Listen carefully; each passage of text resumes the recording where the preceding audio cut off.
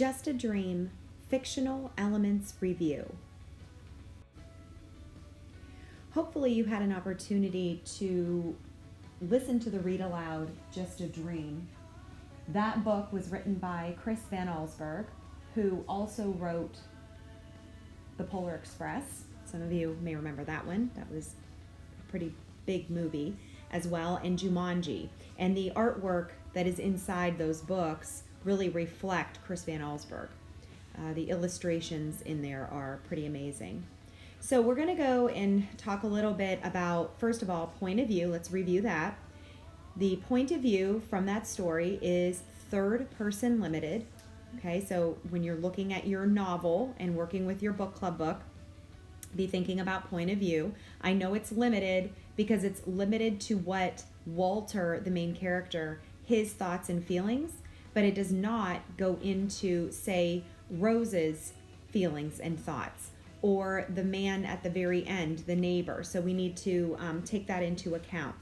The main character, Walter, went through, had some character traits in the beginning and went through some changes by the end of the story. So at the beginning of the story, Walter was careless. And it's always important that you include evidence from the story whenever you are assigning a character trait, because you have to be able to say, well, you know, this is how I can prove that he's careless. So by tossing the donut wrapper on the ground, he was being careless. And by calling Rose's tree a dumb plant, he was being insensitive.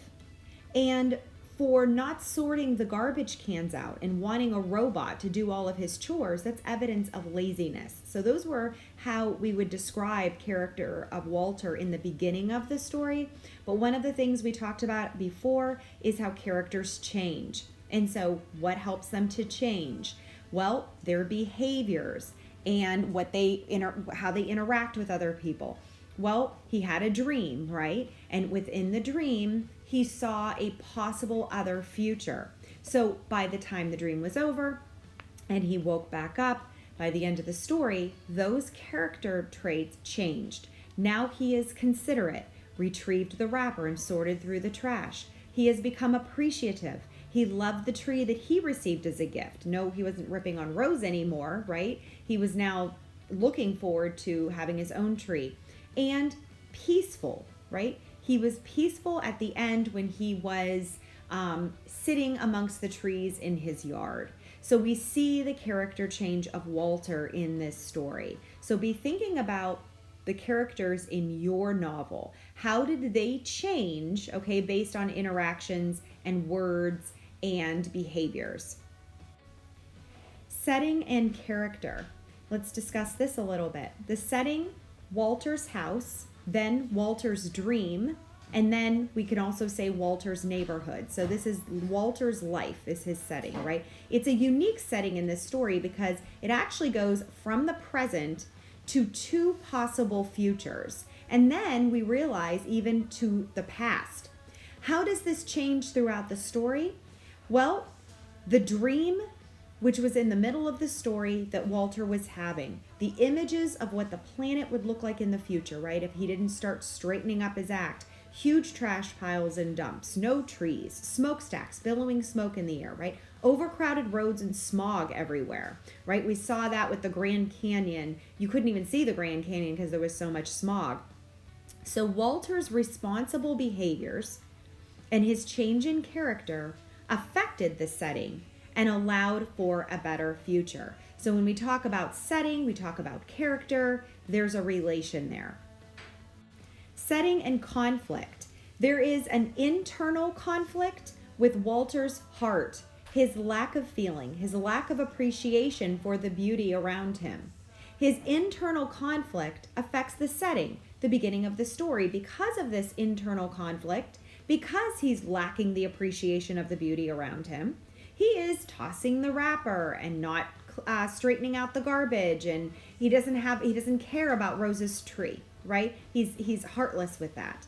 The external conflict then comes later, because if you're going to be internally conflicted and not care about that, the environment, then it's going to change. The environment around you is going to change, right? And he saw that in the planet, that the planet in his dreams with all of the pollution, the environmental issues, he sees this, then he decides to change his behaviors. So setting and conflict are related as well. Conflict becomes resolved due to the change in the setting. He woke up from the dream. Let's review theme. We just did this the other day, right? What's the overall message that we could learn from this book, Just a Dream? Well, if you take care of the environment, the world will be a better place to live. Okay, that is what we're talking about. I can say that there is a theme of environment, and that's not enough. I want to be specific. Taking care of the environment makes the world a better place to live. Now, there are other themes that you could find, and those themes also are related to other stories and books that we have read. So you can do some thematic umbrella thinking even in your novel, okay? So here's another possible theme for Just a Dream. If you let things go too long, you could make a problem worse. Remember, where did we learn that? Sarah, Cynthia, Sylvia Stout, right? And Just a Dream. Again, we have a thematic umbrella there. How about this one? There is always hope for a better future. Well, we could say that that is the same theme from Grandmama's Pride. So we can talk about thematic umbrellas too and find other books and other stories in which they share the same theme, and we can do some comparing there. Okay? All right. Be thinking about these things in terms of your book club book, and hopefully this helped kind of wrap up our fiction unit and go through a few of the fictional elements that you need to be focusing on for your book project that you will start next week.